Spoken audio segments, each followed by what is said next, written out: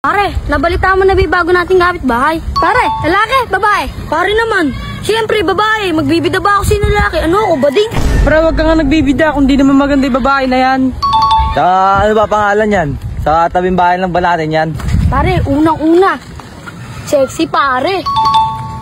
Pare, pangalawa, kinita pare. Kinita ba pare? Tapos pare, pangatlo, maputi yung muka. Eh pare, maitim yung mukha mo. Hindi pare naman eh. Yung babae nga.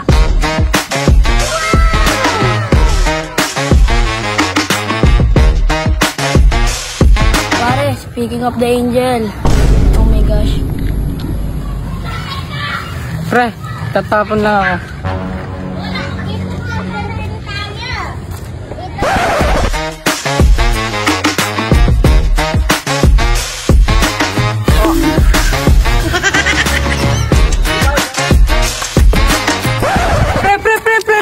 Ikaitoy kami, pre!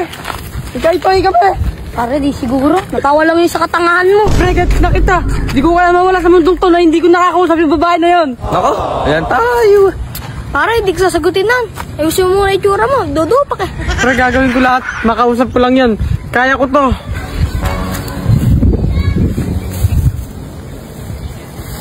Ow! Okay na to. Sana ma-appreciate niya.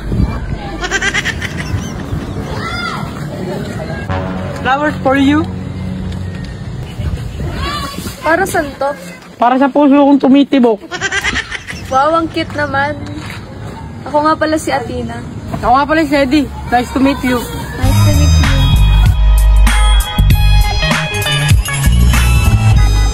Oh, bilis mo naman.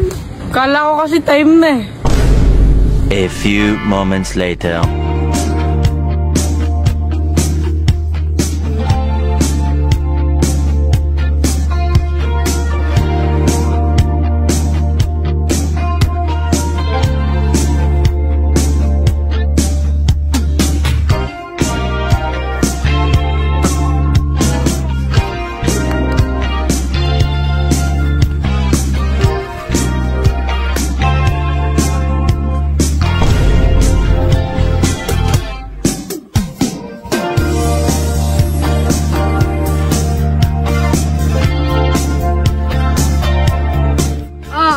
Okay ka lang?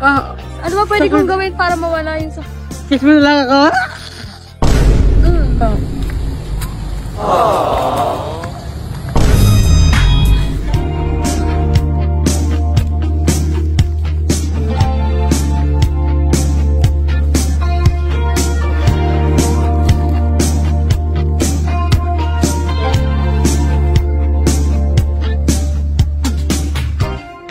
The next morning.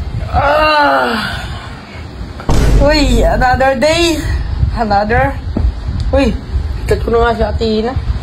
Ayaw mag-reply kagabi pa to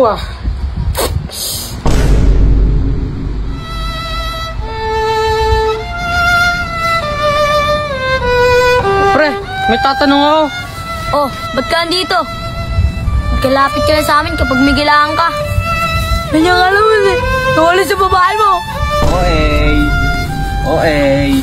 Di pare, tatanong ko lang kung nakita niyo si Athena. Kasi kagabi pa sa walang paramdam eh. Huwag mo hawakan. Di pare, legit nga. Mula kagabi hanggang ngayon, wala siyang paramdam. Nako pare, nadali ka lang multo. Pare, anong multo? Pare, nag-ghost ka. Hindi ka na pinapansin. Ganun yun. Pero nandito naman kami lagi para sa'yo.